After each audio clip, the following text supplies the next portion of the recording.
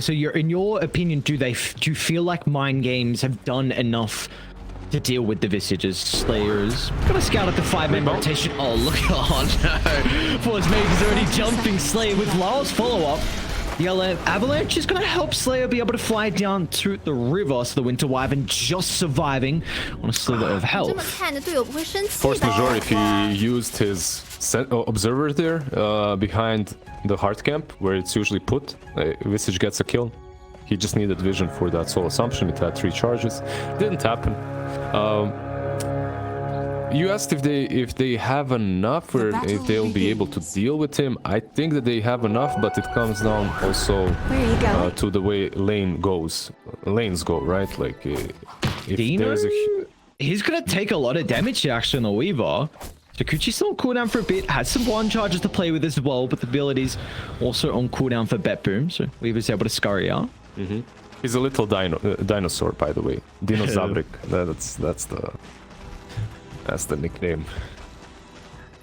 Is it a cool looking dinosaur though? Because if you're not a cool looking dinosaur and it looks like every other dinosaur is able to eat you, then I don't care. Like, I just get him off my screen. It's got nothing to do with it. You're not in the history books. It's like a small dinosauric. It's like a small little dino coming into the lane. We'll see how dangerous he'll be though. As yeah, we talked about him. We discussed that he'll probably be that position 1, right? The carry, and it looks that way. They are dodging the lane though. He will not be laning into the Visage. Probably for the best. You can lose half of your HP with 1 Soul Assumption as a Weaver, so probably better not to lane there.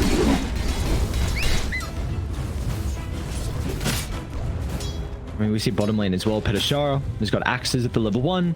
We're really starting to see, especially Eastern Europe Beastmaster, they've been preferring actually top lane Dino. They're going to be able to find him in the tree line. They are, yeah. So 1 charges and a Salve if required. Takuchi up in a couple of seconds. Oh, he pops the Salve instantly. Ticked over from Seneko. Dino's having a horrible start.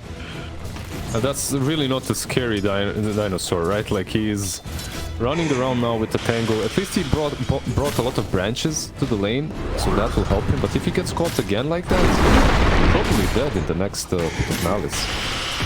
It's gonna be difficult for him to last it in this lane as well. He might be really reliant on Sakuchi. I mean, you're against the Underlord, who has such a high damage advantage, so we honestly might see Dino just having to try and secure a couple of them off the back of the abilities. They are doing a decent amount of damage into Seneko though. Yeah. And like you said, he wants to use that Sakuchi to last it, but if he does, he gets Pit of Malice, and then he loses 50% of his HP at least, or dies like he almost did last time. So yeah, needs to be careful on the top lane. Meanwhile, on bottom, this is like Visage and Marcy. I can't, man. I mean, it's just delayed as well.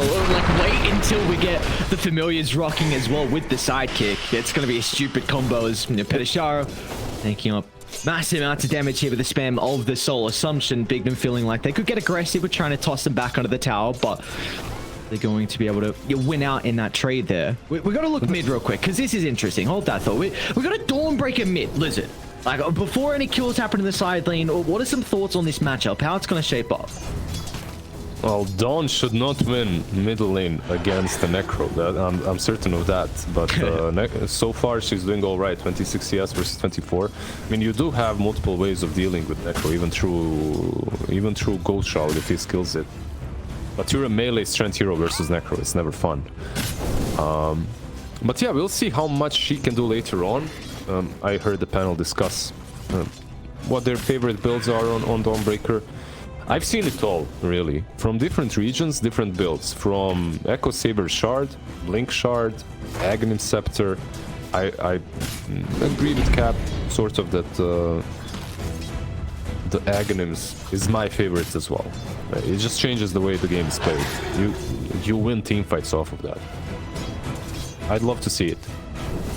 Yeah, for me, I think the first time I was really seeing this Dawnbreaker was Motivate, actually. It was Q, who's now on Talon. He was running the full Dawnbreaker at that time. No one else was really putting a lot of emphasis on it, and he was going this like Holy Locket Ags build, and he was just playing the side lane. Oh, hang on. Yeah, he's in a lot of trouble here. Force Major, but the Dispose back, putting Beastmaster in a compromised position. Another round of the Soul Assumption is not enough. As Petashara limps away on the Beastmaster once again, and he's got to sell to be able to keep his resources healthy. Yeah, the power of Raindrop. Every time you're playing versus a Visage, it's like playing versus a Tiny. Raindrop saves lives. So just get that item, make him waste his Soul Assumptions on you, buy another one if necessary, just keep yourself alive. It's important. It's important not to feed. Going back in though. Force Major once again. Look at the combo coming out as well from Lau with the early ultimate. So the Dawnbreaker is going to try and get involved down bottom. They should be able to chase Petashara down. The nighttime will not be enough to cover his retreat as BetBoom hit the board, and that's a great way to start as well. Lau getting active with the Solar Guardian, instantly looking to be a proactive force in this game, and top lane as well. The action continues as Slayer to be able to dodge the attempt thanks to the Arctic Burn. Dino holding them back for the moment. Is under attack. Yeah, Enchantress doing Enchantress things, spamming Chain Lightning, making their life miserable. Also, Underlord is casually doubling the CS of the Weaver, so you can see how that lane is going. But at least they do have the Dawnbreaker jumping from mid to bottom, helping out win one lane. Perhaps she can do the same on top and really seal the deal against this Weaver.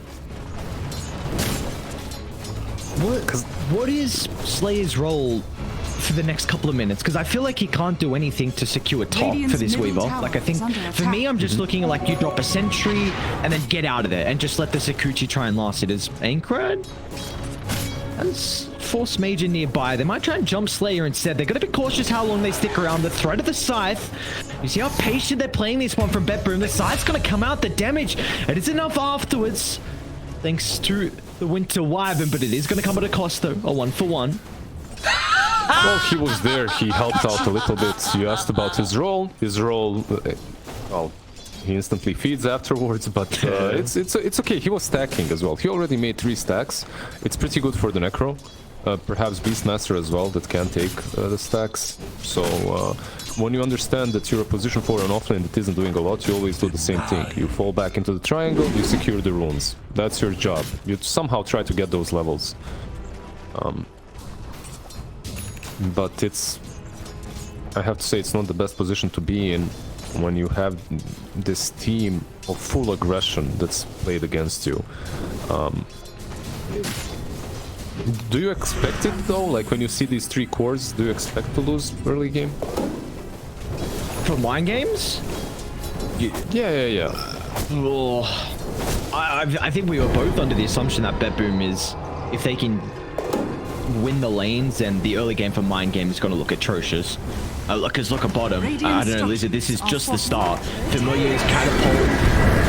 They're going to try TP down.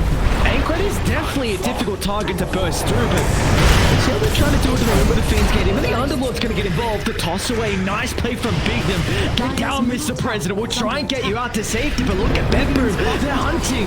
Not going to let the Necrophos escape the bottom lane. Full commitment onto Ankrad as 3 go down, and this is scary signs for mind games.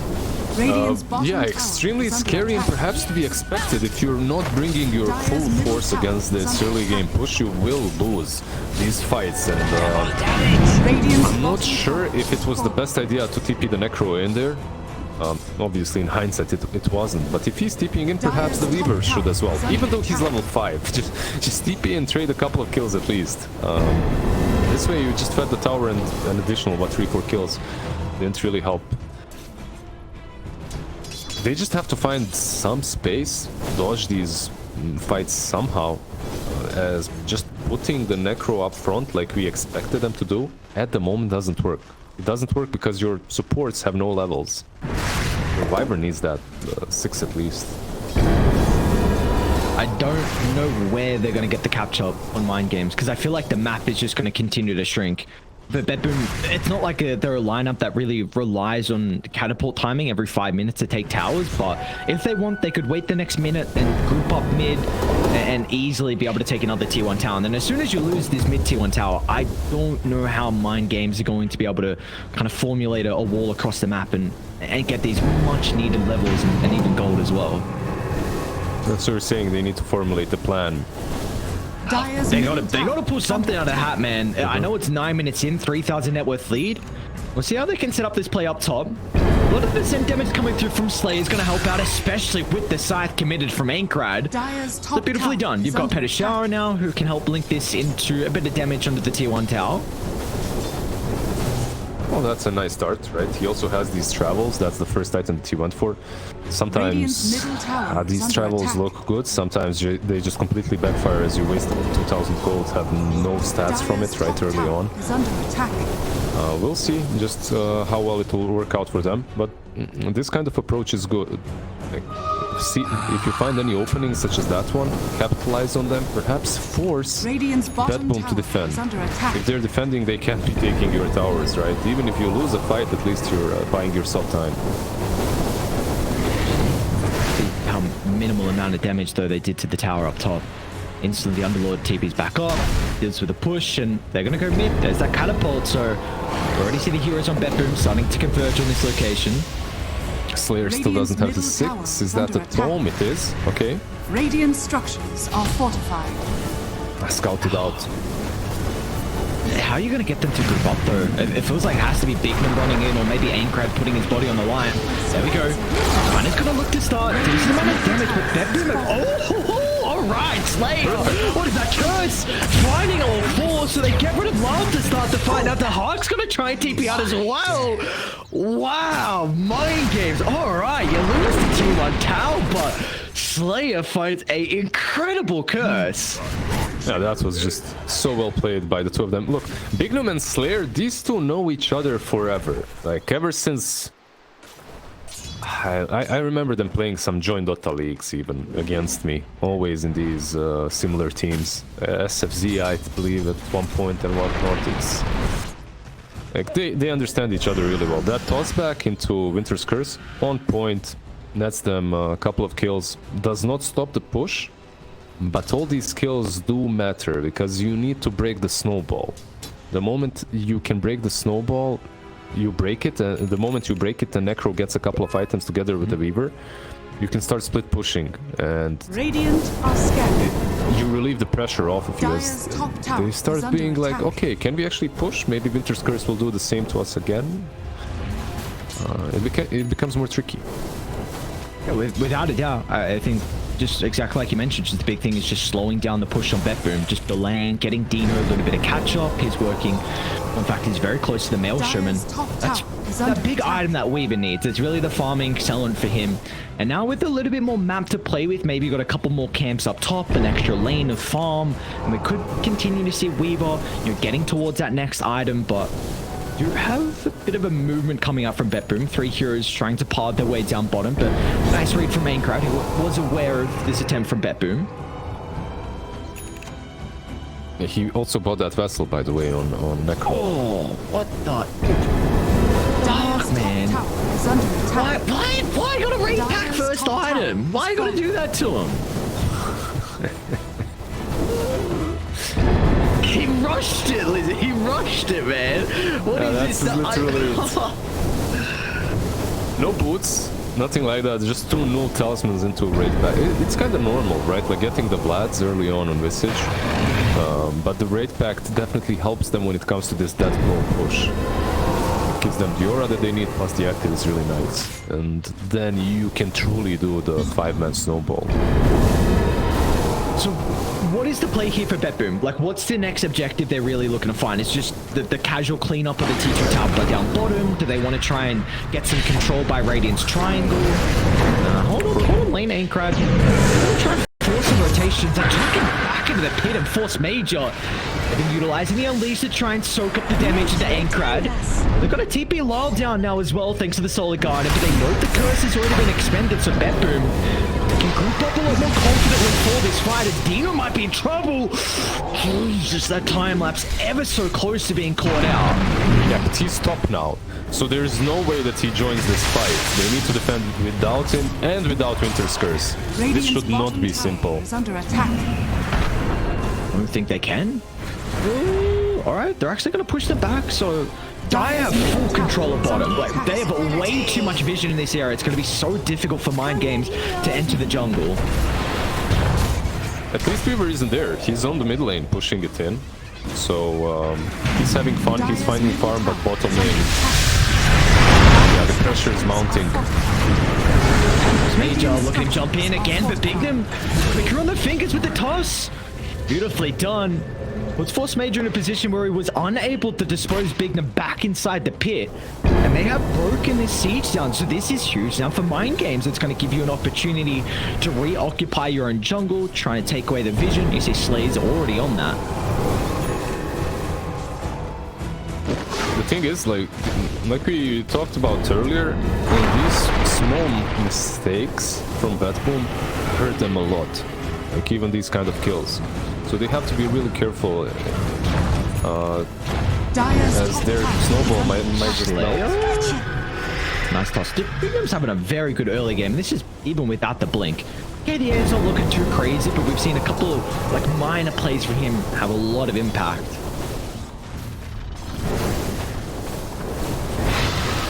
He's a 5 tiny, right? It's not really like him and Slayer are kind of 4 and 5 at the same time. I would even say. Really matter. But they aren't giving him any space. The siege. Notice the Force Major going to try and target down aim grab, but they group up for another beautiful curse. The Slayer gets rid of the life of Force Major, but they have pushed them away from the tower. So BetBoom, it's like the third time will be the charm. Tower has fallen. Maybe that's even what Marcy wanted. Like you go so deep to make them use that Winter's Curse. And after that, after the Winter's Curse is used, you can actually fight on the side of BetBoom. You're not afraid of anything. While Winter's Curse is up, it's almost impossible to fight. So they do get that tier 2 tower, tier 1 on the mid lane as well. Next objective for BetBoom usually is what Ares? It's the big guy, the right? Roche. Yeah, the big boy. The other dinosaur in this game.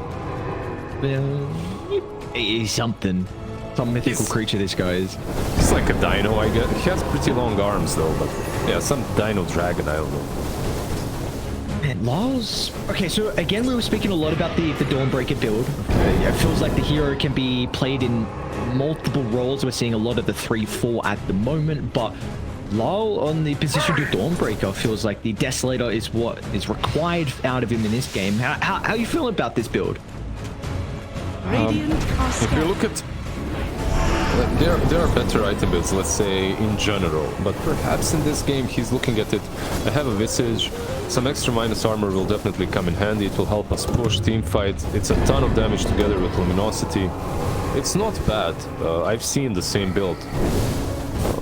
Now he has a shard with it as well, so it gives you that position 1 potential, right? Like it gives you that potential to actually transition into a true position 1 core, as they don't really have that. They have 2 semi-cores on 1 and 2. I think also some respect has to be given to Mind Games at the position they're in. Like it's 1,000 deficit. It definitely is a big timing right now for BetBooms, where we're seeing them start to make their way over towards the Roche Pit, but Brady, they did also get the blink on Bignum. So we've seen what can happen prior to BetBoom to group up. What's happening? Look at the Hawk. He was pretty good without the blink. Maybe this will be his downfall. You know, suddenly starts jumping in. But the Hawk sees it, but they can't do anything with this play. Immortality. A golden thread. Agree? Do you feel like they weren't in a position to be able to maybe contest Roche with the blink and curse? Perhaps if they smoke up in the perfect moment, they blink in curse. Sure, if you can approach them properly with it. But Winter Wyvern doesn't have that blink, right? It's only on the tiny, so perhaps it would be kind of harder for him to get there. It was possible, but Radiant's top tower is Just, under I attack. feel like for mind games within the next 5 minutes, I just have to imagine it's split the map. Like BetBoom, they do very much have issues with, I think, finding pickoffs on the side lanes, and you can always put Slayer in like a tree line. You've got Weaver, who is pretty decent at being able to do that as well. Just Sakuchi in, Bugs. I mean, we saw Weaver support for ages to be able to split push, and even got the Beastmaster as well at the stall. So I'm intrigued on how, if mind games can play this relatively well, they might not lose. I'll just ask you one question. Like, how many reliable stuns does BetBoom have? Like instant stuns. Yeah, none. Right? It's very difficult for them, extremely. Unless Force Major gets like some blink into dispose, it's almost impossible. Even with that, it's not that great. So for a viewer, this game should be extremely simple to find his farm. And once that BKB comes online, the roots don't truly matter any longer, right? So that's maybe one of the reasons why they didn't fight Roche. Just wait for their timings, Big Num. Gonna catch up the Tiny in the river. No hesitation from Force Major. Happy with utilizing the Unleash set to get rid of the Tiny's health, and Radiant's middle tower mid is lane under attack. getting pushed in as well. So we might see BetBoom trying to convert onto a little bit of damage on the tier 2.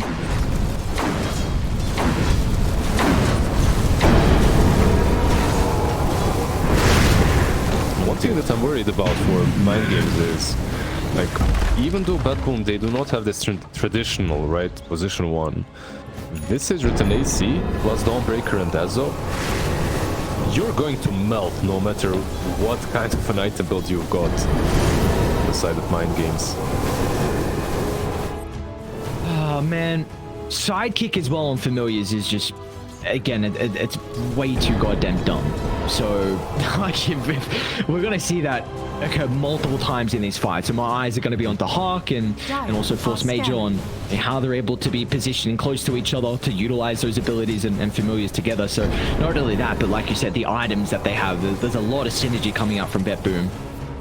I just love that historically Visage has always been the hero with most broken combos. Force Major, big the jump. Last combo out. Force Major should end up ticking down to the boards, but the rest of BetBoom is starting to wrap towards. And look at this, the Fiend's Gate along with the Solar Guardian low.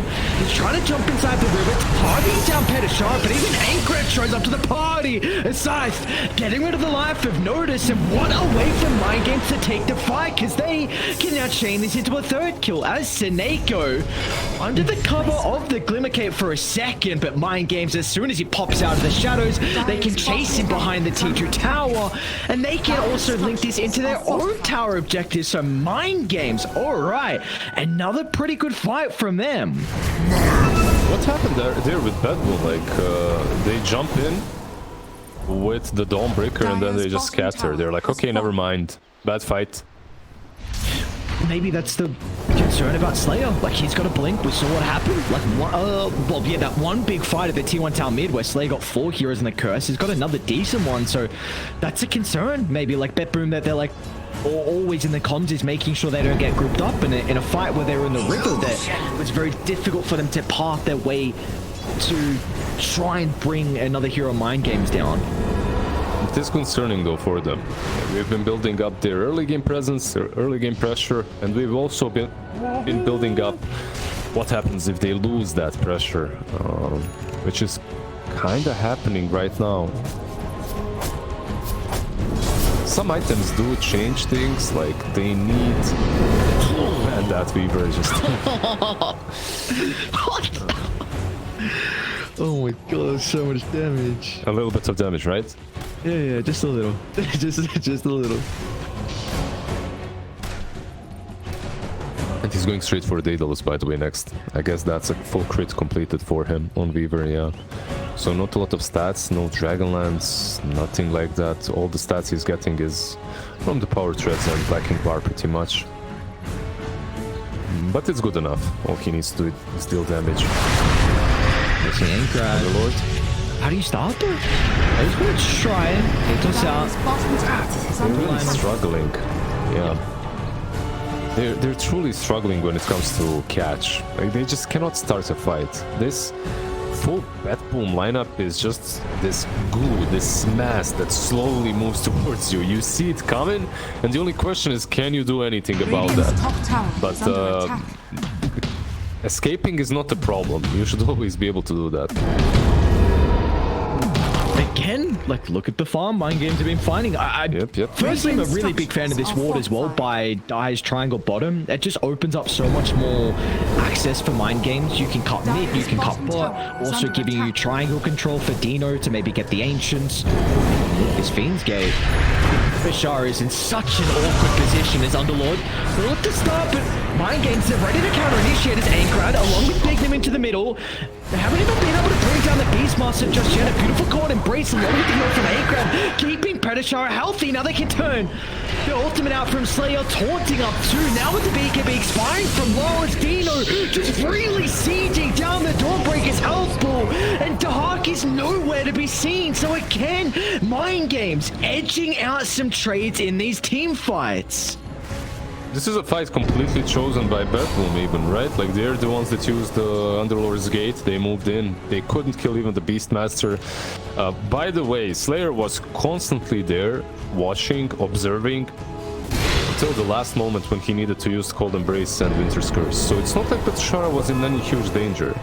It's just that Slayer decided, yeah, I have time, it's all good. I have a Blink Dagger, I'll save you no matter what.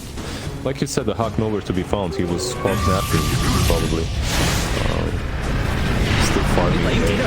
Pick up Pigdom to the rescue. Avalanche to the last second, but the Weaver doesn't get enough distance, and now they can jump over the Tiny as well as BetBoom. They find just a slither of an opportunity there to bring down Dino. That's his first death on the Weaver. Was flawless through 25 minutes of this game, but BetBoom can finally put a stop to that. But that's the blink on Marcy as well, right? Like, there are some things, ATOS plus, he didn't have ulti. There are some things definitely that he needs to be careful about right now. And one thing also has to be said. This BetBoom team, if they do manage to find a couple of these pickups, your towers will disappear, your throne will disappear in one single push. So you better be very careful when and how you feed. Eternal Spring. I think both sides, honestly, just with their objective taking is through the roof. So Dice feels like just a little bit more. Big thing to mention as well real quick is that Senecro tried to place a Observer Ward down bottom by the secret shop. There was already for some reason a sentry in that area, so BetBoom won't be playing with a ward now to scout out Mind Games. And kind of the past couple of minutes or so, it's been a lot of emphasis on them just shoving up bottom. So this is still going to be a concern for BetBoom. Now their lanes might not be in a good enough position for them to attempt Roshan. He's just the Beastmaster buying himself some time, right? But he TP stop now that Underlord is not there. He does have ulti to connect to though. Rushes up, second rush of the game. They don't have much vision by the pit. We'll be relying on the Hawks to scout this one out. My Hawk now. Big start on Mind Games. What's the play? They could sack the Tiny, he could jump in first. The next Hawk is in 1 second, so you can send that as well. Gotta go surely. Roche is falling. They need a way to scout this one out. Taneko's done an exceptional job to make sure there's no information. And they used the bugs too late. Alright, so another free Roshan for BetBoom. I'm surprised these didn't at least send the other beasts in, right? Like your boars or anything that you could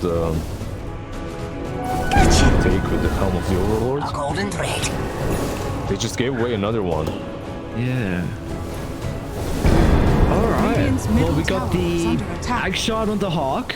So has the Gravekeeper's Cloak active to be able to play with now. The Aegis was given over to Lyle as well on the Dawnbreaker. So some items as well continue to be accumulated for the lads on BetBoom. I think another one really to look at is just Scepter coming out surely for the Hawk is one of the few visages that... Yep. Yeah. I love the Scepter, by the way. I think the item is underrated and underpicked. It's underrated and underpicked because there are things that are just as good or even better for snowballing. And that's what the Zero does, right? Like, you just snowball. But Visage can be played in a completely different way. You can be this Orchid Aghanim's kind of a guy that just gets pick-offs. And in this game, if he gets a Hex next, suddenly Weaver is not nearly as elusive. And you can be picking him off 24/7. And I guess kind of the issues from BetBoom so far has just been their pickup potential. We're almost seeing that come into play, but the Sentry combo is going to scout it to Hawk. So yeah, it's nice that he's going down this route, because again, we've seen just mind games. It's really been the cat and mouse, like try and shove up the side lanes, get Dino in a position where he's going to feel comfortable showing up, because Dino he was well and truly sacked in the laning phase. So now it might be difficult for them to be able to do the same thing top lane there. Bro, Shroud's already been committed from Ankrad. They bring him down pretty goddamn low. Cold Embrace gonna buy him some time from Ankrad. They might have to drop the curse as well, but it's gonna turn Ankrad side committed, but only doing minimal amount of damage. So Lars still healthy enough, turns for the Starbreaker, but Dino, without the damage coming through with a couple of crits, they get the ages. Do they stick around though for round 2? Petasharo, the Roars drop. Force Mage's gonna try and jump in, but unable to utilize the Dispose and low. Protected for the Glimmer Cave for the moment. Dino still hunting though. Dino still has the BKB to work with, so no concerns for the Weaver. Another jump in from Beeknam as well around the Secret Shop, is able to secure a successful skirmish, and it only comes at the cost of Ankrad's Necro. And they kill 2 and they take down Aegis. There was a small mistake there between Bignum and Slayer. I think they could have taken the fight even better, but Tiny, instead of using his toss on the Underlord, tosses Slayer just before he uses ulti or anything that could save the Necro, right? So that Slayer is usually waiting for the last couple of seconds. And he literally just got tossed into the air during those last couple of seconds, so he couldn't cast anything as his Necro was dying.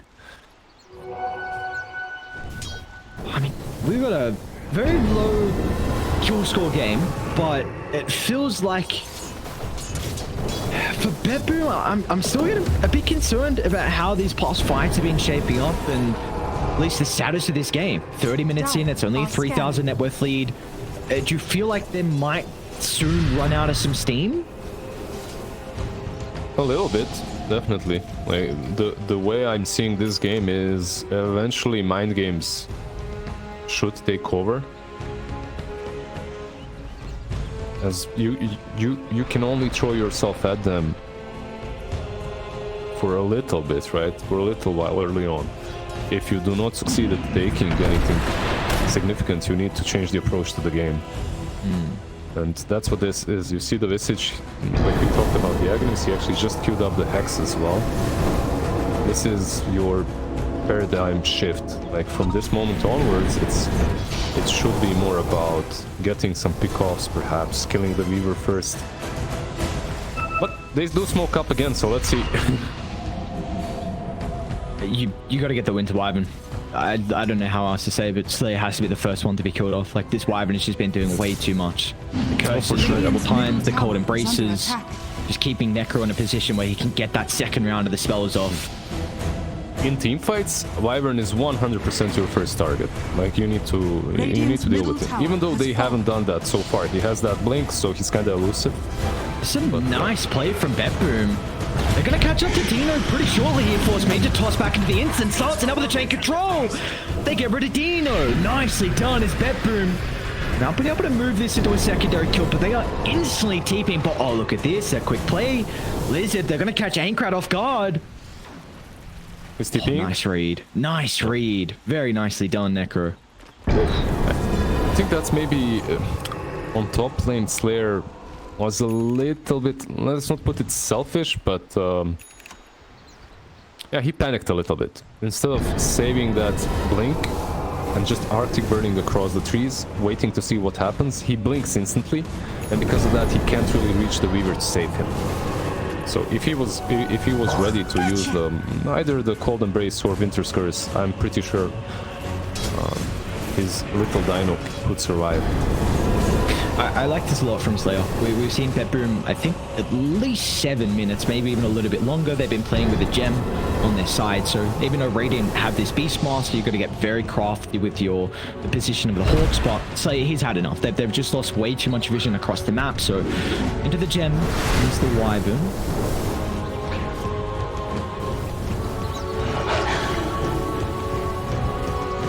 with time warp aura creep. 10% reduction. Surely it's just a last resort. No other creep to get. For some next level 10%. He's got BKB if he can get it off, Slayer. It's a pretty decent curse for the moment. It's going to be a lot of damage onto the monster, but here's the health coming back into play thanks to the Solid Guardian. They're trying to target the backline as Big Dim's in with the combination, but the instant BKB is going to protect him for the magic damage, and now they can turn... If they can stick around for Ankrad, they've already used a lot of the arsenal. So what the call is going to be, Ankrad will tick over, and can everyone else make it out? However, Mind Game, Slayer flies over. He's got hunting with the familiar. Oh, so close, but meanwhile, Big Dim though by the secret shop, like the Tiny instead. So a 2-for-1 and a pretty decent fight for BetBoom. I was almost sure they caught that Viking as well with the jump. The stun came just a little bit too late from the Visage. And look at this, after the team fight has been taken, this tier 3, it's looking rough. No hesitation for the Underworld, looking to force out some buybacks, and they do just that. He's got the Fiend's Gate if he's able to channel, but Ankrad in with the combo blows up. Notice his life.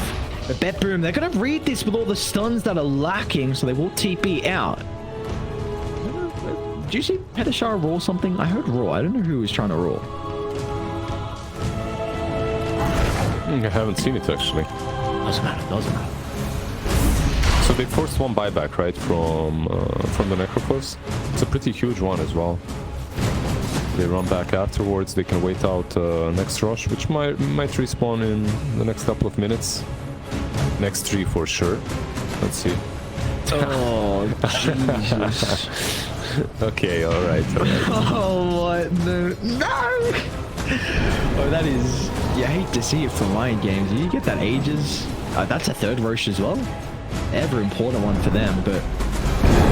Lead now, 7,000 for BetBoom. Quite a solid position for the lads on Dial.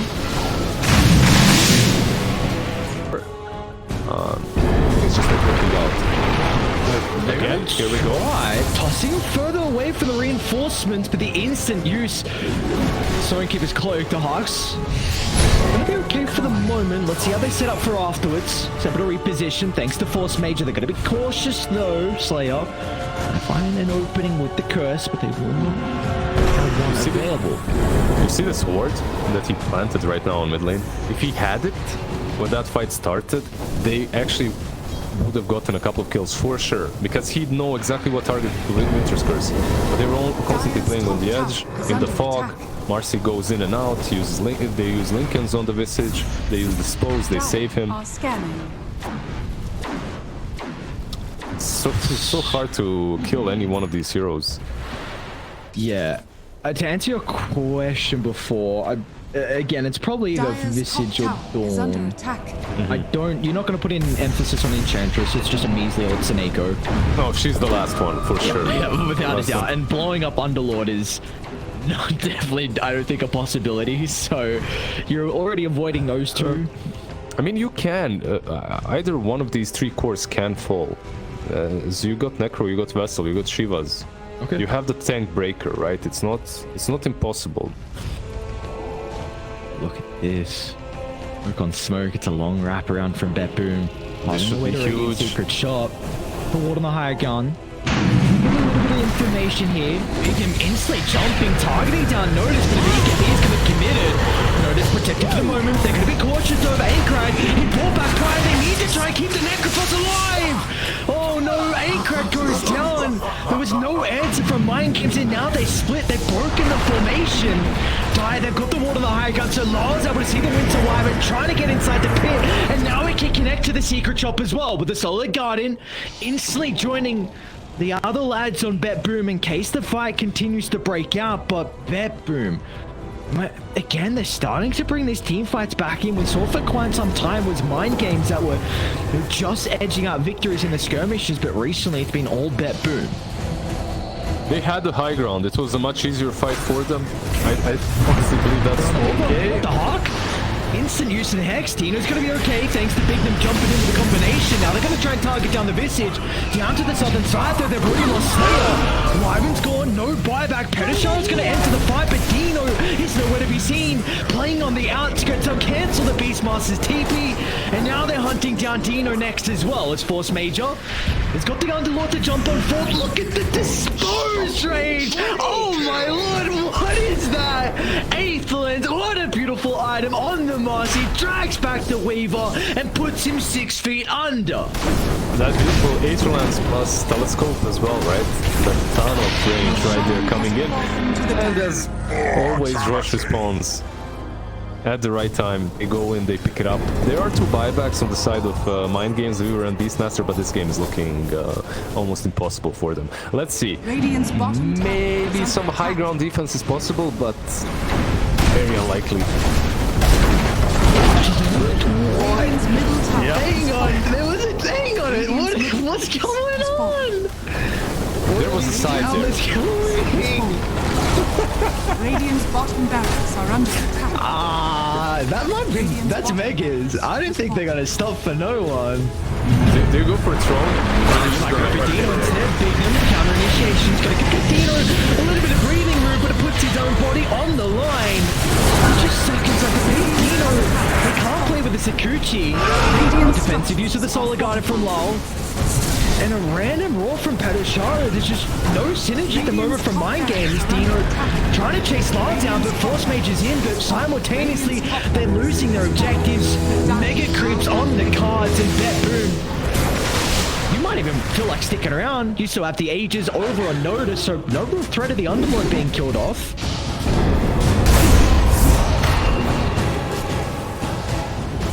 Are they gonna go back in? Why not? We still have the Aegis. Like you stated, they can continue fighting. They're just waiting for the right pick-off. Perhaps the hack, he's on the hunt. With the Hex, so can he kill? Can he catch? Could blow up anyone. They really could blow up anyone. It didn't matter. Look at Notice in the backline just creating chaos so they can target down with the Beastmaster. And Greg doing a pretty good job to keep Pedishara alive for the moment, but the Raw's still on cooldown, so he's going to use the BKB to escape back to the fountain. It's all pretty low for the moment, it's still going to be okay. Look at the life, so look at the health. Buildings are falling, you need something, Mind Games, you need an answer, and they won't have one. The question will go unanswered as BetBoom find out game 1 victory, 41 minutes in. Radiant's middle tower is under attack. Ooh, this snowball effect definitely